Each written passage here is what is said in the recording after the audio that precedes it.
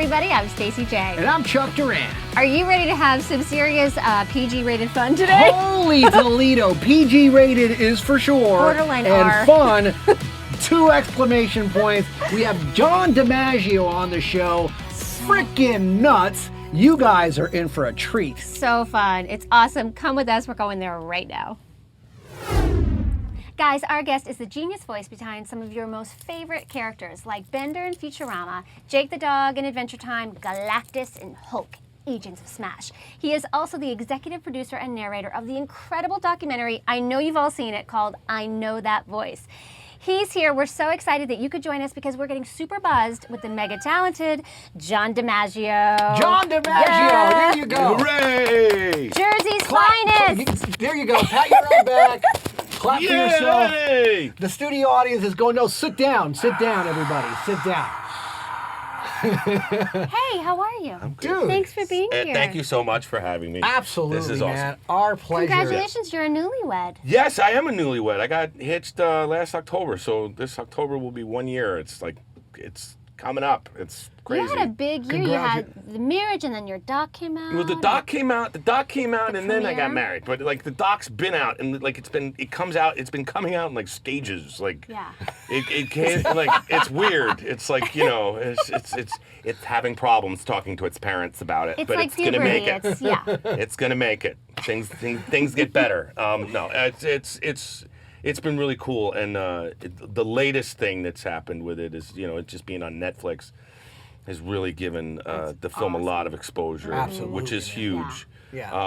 I mean, I'd prefer everybody to go watch it on iTunes, Yes. rent or buy it, Absolutely. which would be really great because then I could make some money back on this. That was my second experience. I went and saw it when you guys had your big debut out premiere here. in Yes, November, yes, yeah. exactly. And then right after that, when it actually went on iTunes, I supported it. Yes, thank you very much. Went I on appreciate there and that. rented Yep. it and again enjoyed it even more than the first time because the first time there was so many friggin' people around. Yeah. People were like laughing. You know what? That's the thing. Like You missed stuff. Yeah, A lot. There was a lot that you missed in it if you're watching it in a theater, which was shocking for us when we were watching it in the theater with everybody. And so, it's just been a really cool thing. It was, I did it because it was like, a Valentine really to my peers. Yeah. And so it was, and it came out great. I think it came out really wonderfully. It did. We had a great editor named Brandon Saunier who really was able to put together everything. We had 150 interviews and 160 hours worth of material to go through.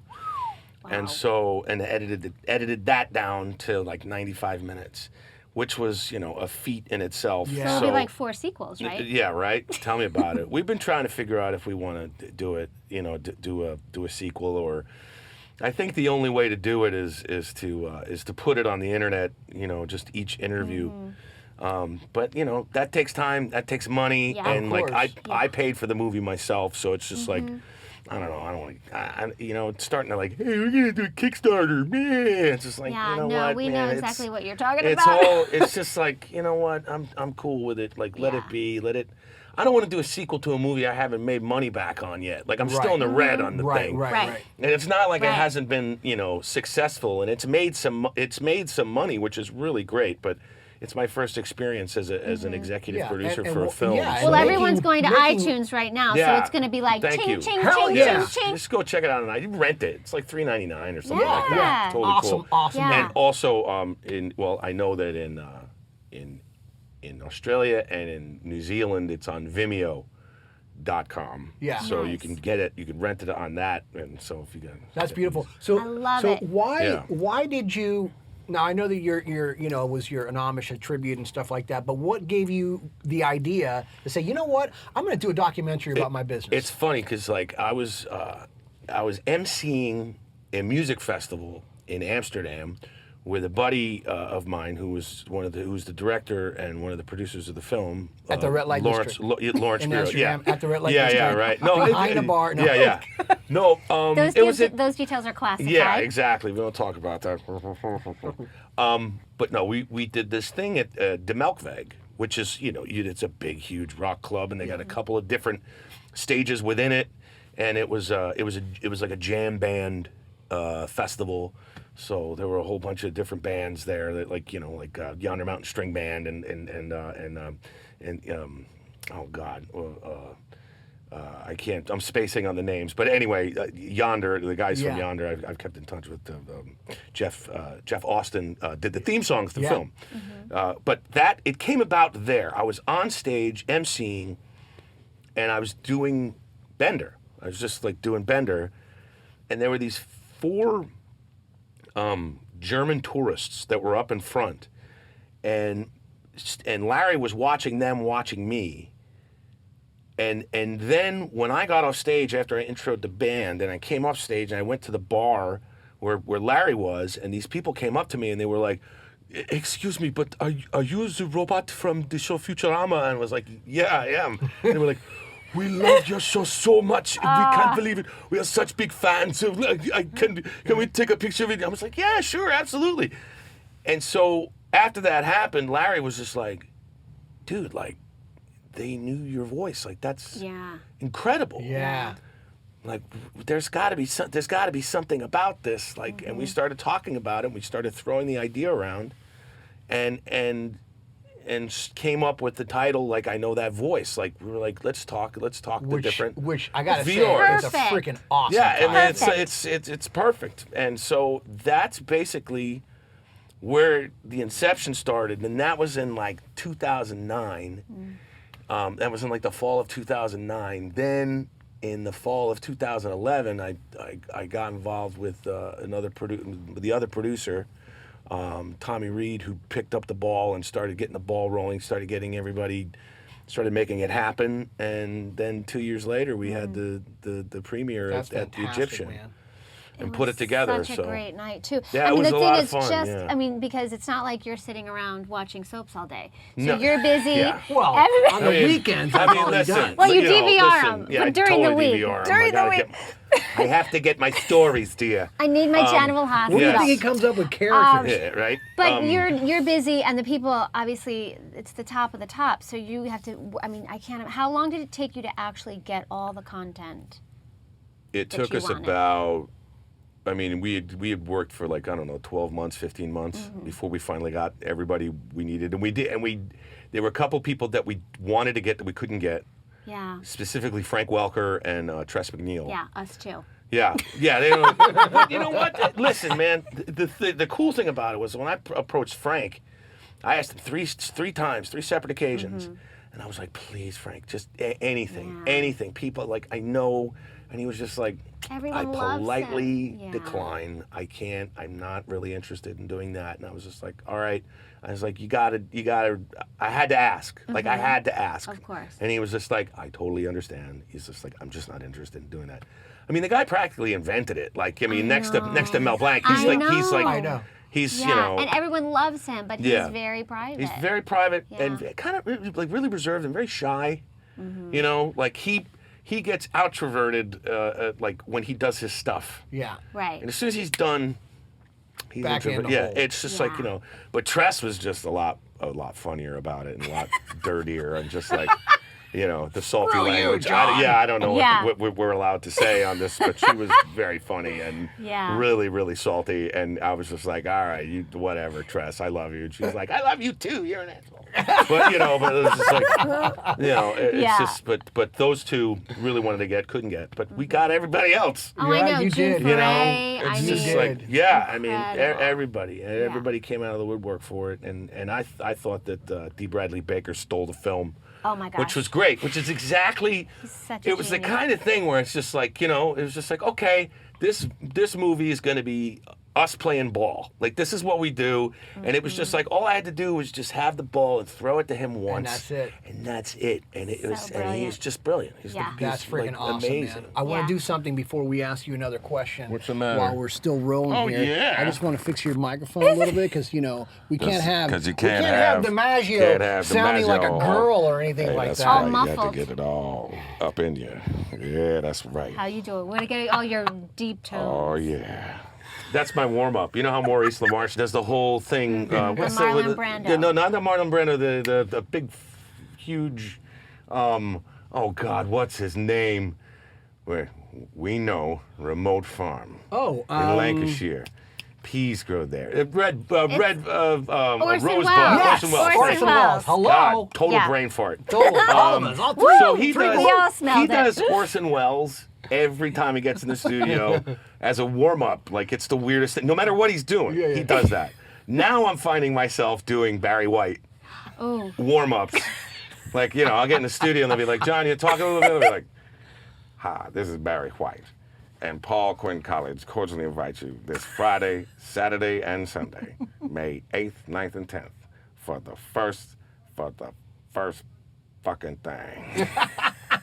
Shit! And it's just like, when he says shit, it is the most powerful, just like, it's just Yeah. awesome. But I find myself doing it as a warm-up, just, it's ridiculous. Like, I'll be at a kid's show, like, Yeah. yeah, I mean, there won't be kids there, but it's a Right. kids It's a kid's material. show, kids I'm material. like, man, these white people, this guy gets these words all screwed up, man. Just roll it again. Hi, this is Barry White, and it's just over and over. It's one of my favorite things. Oh, that's I love fantastic, it. man. I love that. I love it. Dude, I gotta tell you, man. You've been doing so much stuff for quite a while. You have such a huge body of work. How did it all start for you? Like, take us back in time a little bit to how John DiMaggio started his whole freaking career. Well, I've always known that I wanted to be an actor, or performer, since I was about 9 years old. Yeah. I started doing children's theater. I went to college. I went at Rutgers University. I was in their BFA program, their big acting program, and whatever. And I quit that because I quit right before they kicked me out, which was awesome. They were like, "Listen, John, I was like, I quit." They were like, "Wow, you beat us to the punch." I was like, "Hell yeah!" I quit. Yeah. Irreconcilable differences. Yeah, done. But I worked from there. I did some stuff, and then I started doing stand-up with a friend of mine. We were in a comedy team, and we were successful from like 90 to 96. And we were in New York City, and we did like an MTV half-hour comedy hour and a sweet, couple man. times. Yeah, Like we were down that's to Daytona good. Beach and Yeah. and all that stuff. We did Caroline's Comedy Hour. We did all the TV shows that that comics did in the 90s Yeah.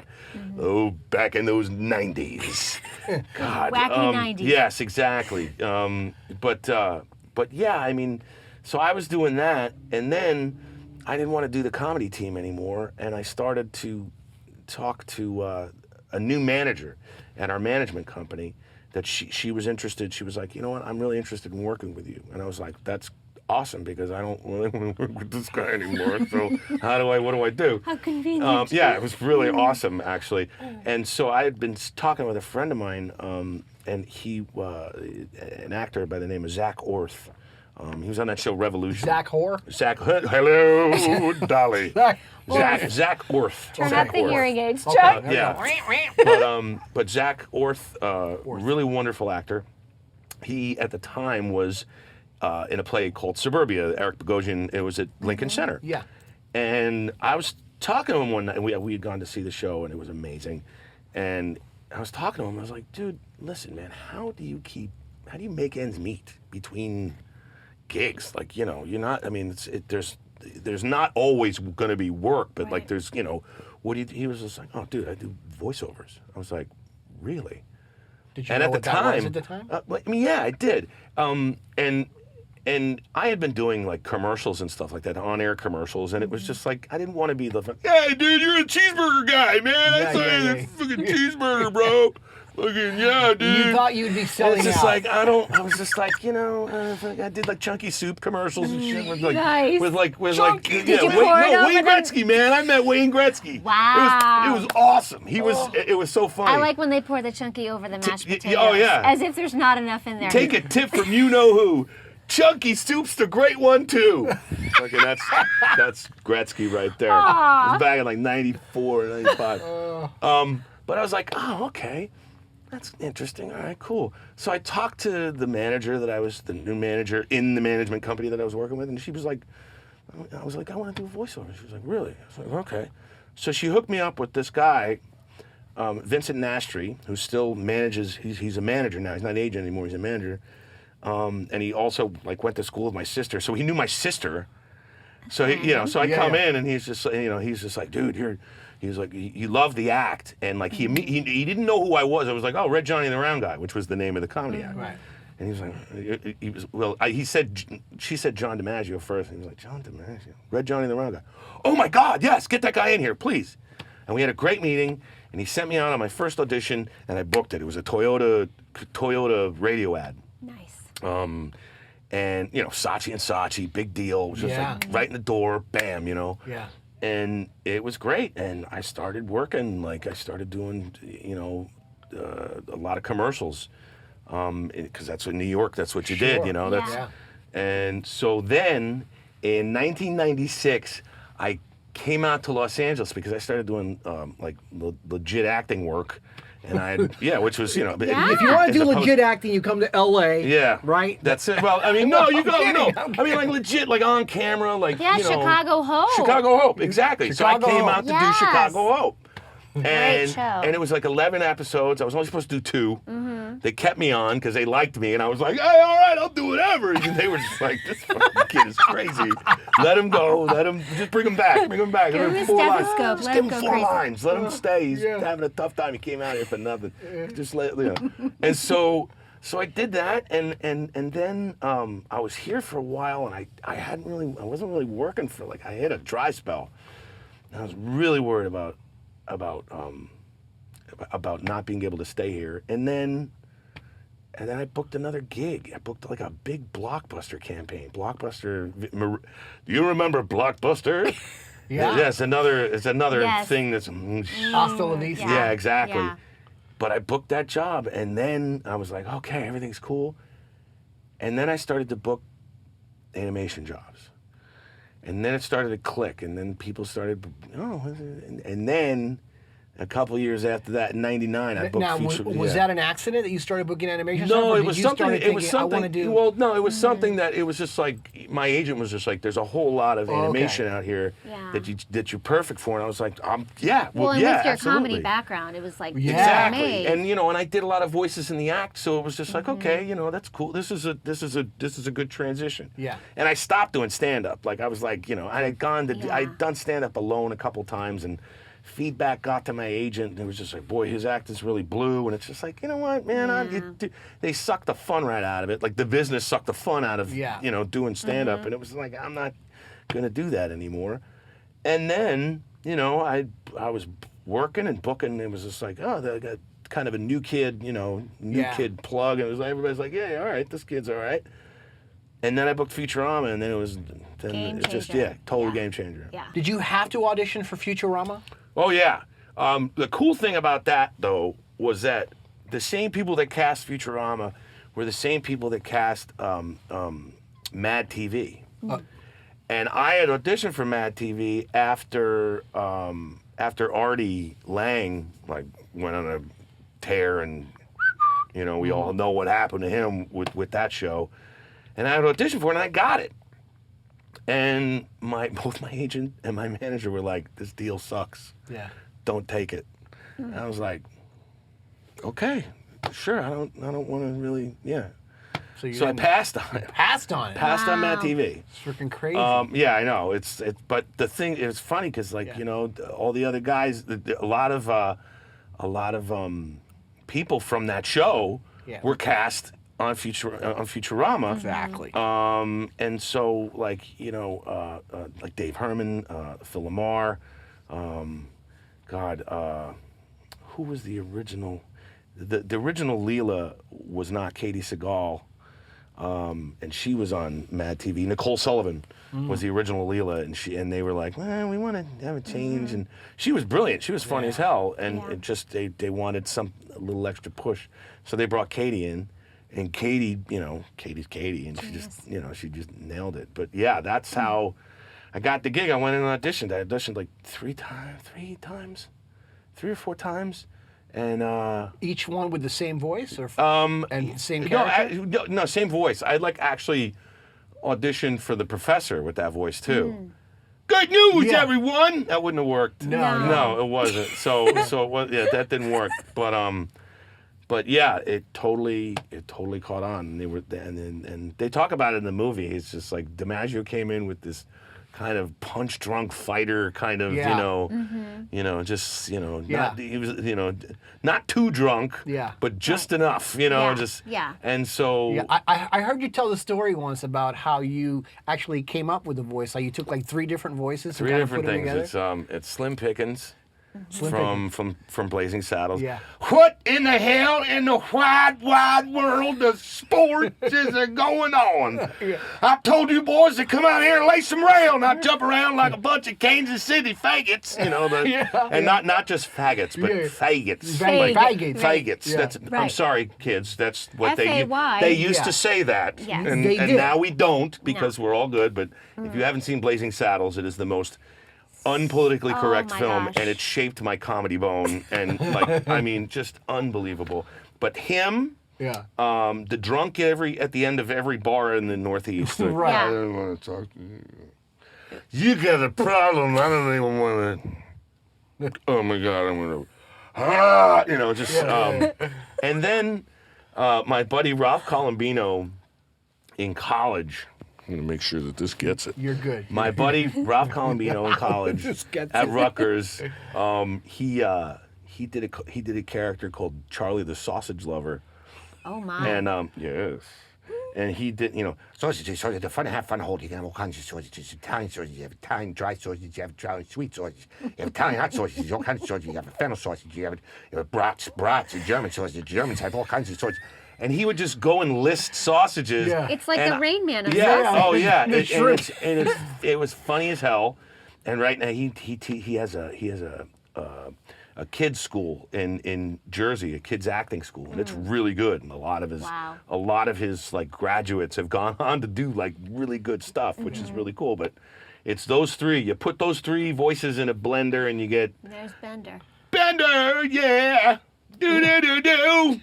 And just it's What a it's fun fun. job, man. Oh, man, people are like always just like, "What's your favorite voice?" And I'm like, "It's Bender." Like, there's no. Yeah. Listen, I love He doing is Adventure you Time, and you I are love him. yeah. I and mean, it's- there's and no question. I get to say whatever I want. Like, Yeah. Yeah. one of my favorite lines from the show, Bender and Fry are walking up the side of a building. Cover your ears. Like no, it's okay. Walking up the side of a building like Batman style from like Right. Bruce Wayne and I mean Adam West, and they're walking up, and Bender looks in the window of this apartment and goes, get a room, you 2. And the person inside the room goes, we're in a room. And Bender says, would I lose some weight? Which is perfect. It's like it's just the best thing ever. I get to say whatever I want in that voice, and people are just like, and it's funny. Well, It's- and that here is show, money. Yeah. I mean, I remember signing the petitions, and I mean that show is so Yeah. loved by everyone all over the world. really And is. they rallied and said, "Bring our Futurama back." I mean, it's incredible. It's awesome. Like the fans that we have still, like there's still fans. Like there's Yeah. still people are still talking about the show, and it's great. And the thing is that like I don't know if it's ever going to come back. I doubt it. Yeah. But I've said I doubt it before, and it's just like, somebody's talking about bringing it back, and it's just like, all right, whatever. Like, it's Matt Groening. He has enough money to make it do happen if whatever he he wants wants, to yeah. have. If he really wants to make it happen, Yeah. Netflix will be like, yeah, of course, we'll totally do that. I mean, it's like it's a gimme. Yeah. It's just like okay, whatever. And so, I just love it. It's one of the greatest experiences. Well, and you guys my as an life. ensemble, Yeah. Philly and Maurice and Katie. I mean, Phil. Everybody. It was you guys were such an incredible ensemble. Everybody was awesome on that show. David Herman, by far one of the funniest people on the planet. If you don't know who he is, he's the guy who played Michael Bolton in Office Space. And he has a thing, and this is true. He has this thing that engineers, whenever they hear him talk or do a character or something like that, like within a scene, they're like, there's a thing that it's just natural. It's not something put on, but it's natural. Everything that comes out of his mouth is funny. Even when it's not supposed to be funny, it's funny. Like, he's ruined more takes. Like, I've ruined more takes listening to him, like, in the studio.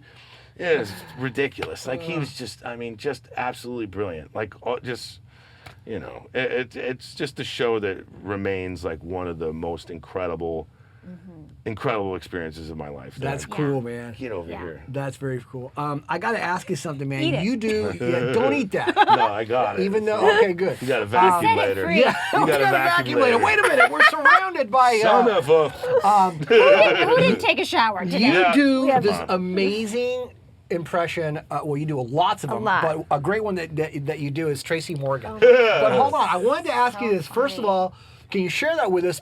But second of all, do you have a process of breaking down people's voices to do impressions?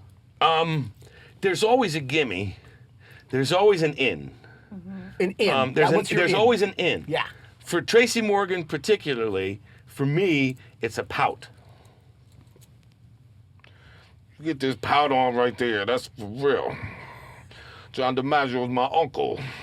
We family like that, son. That's for real. I'm telling you. I love So the if you breath. if you pout, Yeah, if yeah. you do that, that's for real. Another, like for example, like Eric Bauza. Yeah. Yeah. Eric Bauza is amazing. Insane. Does Morgan Freeman. That is unnerving. The best. He's one of the best guys out there right now, and he just blows my mind. He is so versatile and so amazing, and like a voice match, he can voice match like crazy. Yeah. But why was I? Oh, he does a thing where he does an impression of Paul Giamatti. You're like, really? Yeah. Who Paul does Paul Giamatti? Giamatti? And I was like, he was doing it. I was like, dude, what's your in? He's like, well, I try to eat my shoulder. And so he's got that kind of, and I was like, dude, that's genius. Yes. I try to eat my shoulder, and I'm like, shoulder. dude, are you fucking kidding me? That's absolutely amazing. Oh my God. And he nails it, like because Yeah. because he kind of got. I mean, if he's, it's not like a Sammy Davis Jr. Yeah. Right. But it almost kind of there's a cadence to. Yeah. I mean, Similar. it's just amazing. But if you can get Dude, that's hysterical. that one thing, like Johnny Carson, like if you can get Johnny always does that or did that. So if you can get some kind of thing there, that is wild stuff. It's funny because your face looks Yeah. exactly like And It does. it just that's the thing. It's very surprising. Yeah. When you do something like that. Yeah. Because Totally the physicality, inhabiting it. Yeah. the physicality is pretty interesting. So we know it takes talent, and you got to have the in, and you got to be freaking talented and know what the heck you're doing. Yeah, there's also, I mean, like when you're doing an impression, Yeah. that's the in. If you have something that you can physically do, and it's usually something physical, Yeah. that will bring it out in you, and then and that's it. Like I mean Bauza, like that whole thing, like he's just saying on the break, he was talking about me. I love that guy. He loves you. No, he's a gifted. great. Yeah, he's a great guy. Yeah. Fucking Canadian dingbat. I just want to Coming here and stealing your work? Taking my jobs, America. It's America, Bowser. God damn it, taking my jobs and shit. No, he's. You hear that, Bowser? You hear that, Bowser? I'm coming after. This is I'm war. coming after you, Bowser. What are you gonna do, brother? When I send you back to customs, take your green card. Oh, he's so No, I would never Right do now that. he's pouting and crying, trying to eat I his love- shoulder. Little love Puss in Boots. Yeah. Little Puss Oh my in God, Boots. his So- Antonio Banderas so is just crazy. like right on the money. know. He's just one of those guys that's just really, really amazing. And going back to the movie, that's why I did it, because it's just like when you see them in the movie, it's just like you get to see them soar. Like Yeah. when you're behind the mic and you don't really get to hear the applause. That's just like, oh, that's Yeah. why I did the movie. So Yeah, I'm like, yeah. Yeah. But- Buy the movie on iTunes. Yeah, iTunes. Now. Yeah, I Now. know that voice on iTunes. Absolutely. Rent or purchase. Okay, so I have a question for you, dude. Yes. You, and this is obviously you work all the time. We know because we hear I'm you all fortunate. the time. But which you're very fortunate. But you also still audition for jobs too, right? Oh, yeah. Okay, so let me ask you something. And this is for the people out there that are maybe in the trenches that are, trying to make things happen. When you get an audition, do you audition at home? Do you have a studio that you go to? Do you have I your own audition. studio? I audition at home. I audition at my agents. I audition at places that they're Okay. holding auditions, if they do that anymore. Like it's Once like in a you know, blue moon. Once in a blue moon. once in a blue moon. That kind of bums me out. I really miss those days of going to a casting director's office and actually being there with Yeah. the people that Yes. because it's become like kind of boundaryless now. Like, Totally. It's nice to have an audience. Yeah, no, and it's nice to have, to feel like, okay, like I made them laugh. Who cares if I get the job? Like, that's out of my hands. Yeah, you got What I can something out do of is it. get a room to go, hey, that guy. Wow, that was cool. He's not right for this, but we remember him. Right. Which is really the most important thing that you have to do in an audition. Yeah. Not get the job. You have to get in there and show them what you can do and get out as soon as you do that and forget about it. Yes. And leave it and just be like, I'm not worried about that. Next. That's mojo, by the way. Yeah, it When is you forget mojo. about When it. you go, Yeah. thanks a lot. See you later, bye, boom. and door closes and you roll the script up and you throw it out and you get in your car and you go back home. Or you hop on the subway and go back home, or you Right. whatever. Just like that's it. Like Go on with your life. you go on, Yeah. and you don't sit there and obsess about it. Like people are just like, man, I haven't heard back. Well, you didn't get it. You know what I mean? Like you didn't fucking get it, dude. Go home. Go home and shut. Right? It's like give me a break. Like it's just like people need to just that's it. John People is need- available for motivational yeah, speaking. motivational Yeah. speeches and bar mitzvahs. I'm ready. So hold Today on. you're a man. Now shut up. No. So a script comes in. Yeah. Okay, they email it to you or whatever, Yeah. and you're looking at it. It's got a breakdown for Right. an animation character Or video game. or a video game, whatever. Right. What's your process? How do you break it down, and then what gets you to go? Okay, boom, here we go. I'm going with that. Well, they have the character Bible, tells you what the character's about. If there's something that describes the character in detail in that, I'll employ that, like a region that they're from, or a reference to another actor or a voice that they kind of like, or they kind of feel like that's where they want it to go. I'll look at the picture of the character and be like, okay, that's a different kind of mouth. What does it look like? Or go against the type. It all depends on what I'm feeling and what the creativity juices are doing in my head. It all depends. And sometimes you go in with something and they go, that's not really, can you do something, can you completely switch gears and do the flip side of that? Yeah, okay, whatever, But yeah, I mean, that's really it. It's a matter of crafting quickly. Yeah. In acting school, they teach you how to craft, and in the business, you have no time to craft. So you got to craft on the fly. Yeah. And it's just like, okay, all right, what am I doing? Let's just go do it. Yeah. And, and you have to be good at cold readings. You have to be able to read something for the first time and they go, wow, that's great. You did it in one take. And just be like, thanks. I meant to do that. Yeah. Yes. You meant to do that. Don't say Yeah. it. Just Yeah. keep going to the next shit. Next. That's the most important thing. It's just like, yeah, you Next. did it. Leave it alone. Next. Get out of your head. Go. Just keep going and keep going. And as far as like being an actor or a voice actor is concerned, or being in show business and having to audition, it doesn't matter. It's all a numbers game. Yeah. You have to be seen as much as possible, and that's it. Yeah. And it doesn't matter. It doesn't matter if your agent sends you out on a job you're not right for. Go out and do it. Just go out and do it because you need to be seen. And and they'll go, oh, you're not right for this. Well, thank you for coming in, though. And they'll remember. They'll be like, remember that guy came in and he wasn't even right for it, but he read it really well. Yeah. Let's bring that guy back in. I liked what he did, and let's see. But it's a marathon. It's not a sprint. Right. So I mean, like anybody that wants to get in this business, you have to be prepared to hear no all the fucking time. Just no, and be like, thank you. Next, Yeah.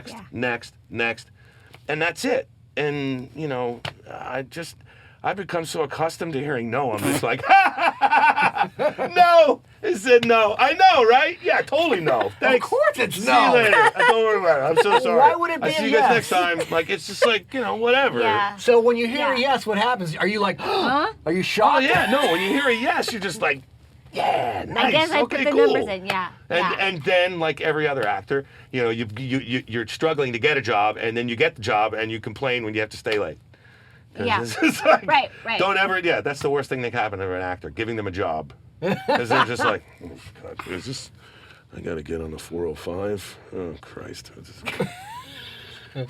Okay, are we going?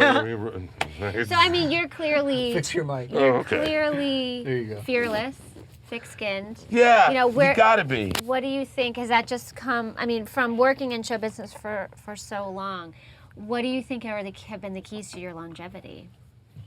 Being able to just be like, fuck it, next. Okay. Being able to stand up and pass on stuff. Yeah. Being able to be like, I'm not feeling it.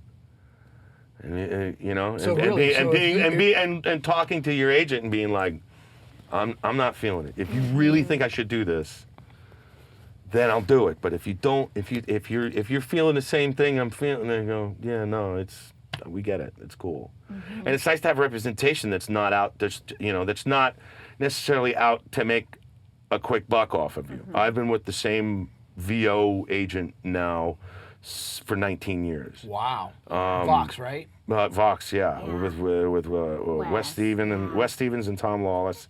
Don't Coolest name bother in the industry. Don't bother calling them. Yeah. I would like to talk to you. Yeah, no, don't even try it, because then no, you're not going to talk to them.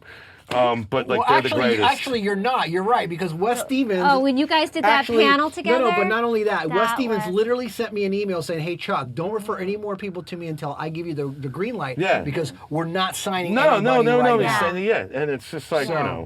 But Yeah. but I've been with them for a long time. I've been with my on-camera agency for a very long time, since '95. I mean, and so it's just, you gotta have works. It's faith, and you gotta build relationships, and you gotta stick with it, and just be able to go, no. In the world of acting today, what do you think the responsibility is of a voice talent, an on-camera talent, to take ownership of their career? Even if they have an agent or a manager. I don't like to take ownership of it. I think that they just need to. They need to just to hustle. Really, they need to just be honest with themselves and be. What's the word I'm looking for? I think they need to know where they stand. Don't overshoot the moon. Like, know what you can do. Know your strengths. Know your weaknesses. Keep all those things in check, and just kind of plow through. You just gotta.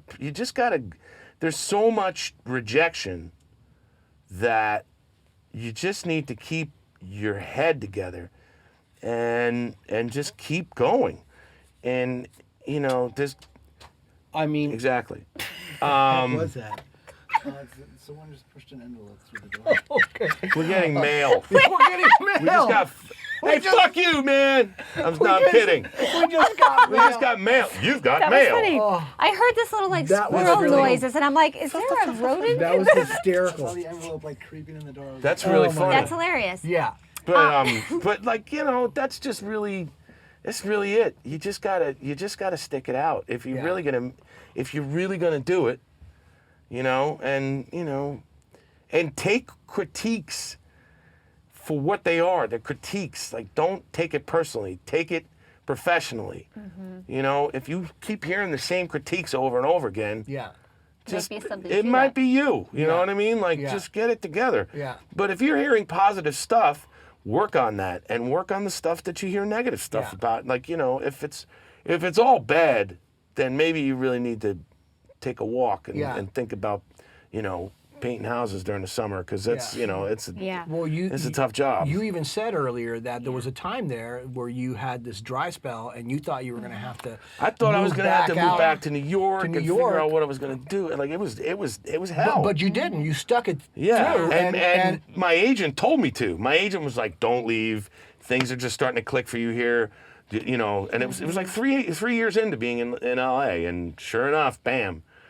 I mean, and then Futurama happened, and it's just like, There you go. I mean, So, just and crazy. that happened because you stuck. Yeah. You Yeah, said, okay, totally. Well, yeah, because it's not about when the times are great. It's digging No, it's in when the times are tough. lean. And that's the other thing. If you get a big paying job, you better sock some of that money away, because that's not going to be around for a long time. And you gotta be professional. You can't be just all flash and bullshit.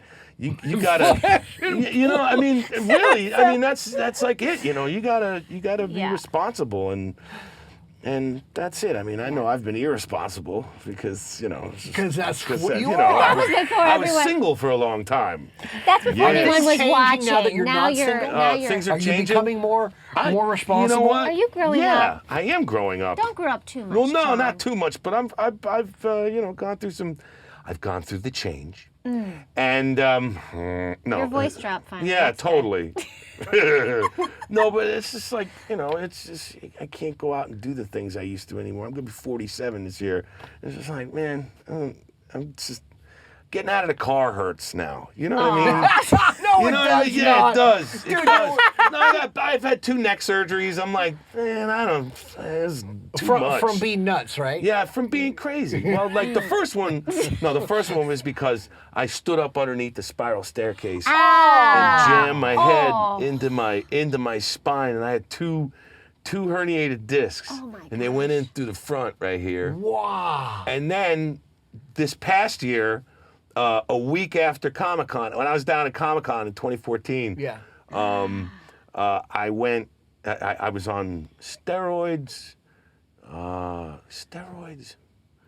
Flexeril, and Ecstasy. no, Vicodin. Oh, my Oh God. boy, the So trifecta. the trifecta, because I had I'm going to turn around and show you because this is cool. good. Whoa. I had that. Yeah, I Oh, see that, man. wow. Wow. So they went in through the back. Serious. I had a piece of bone spur on another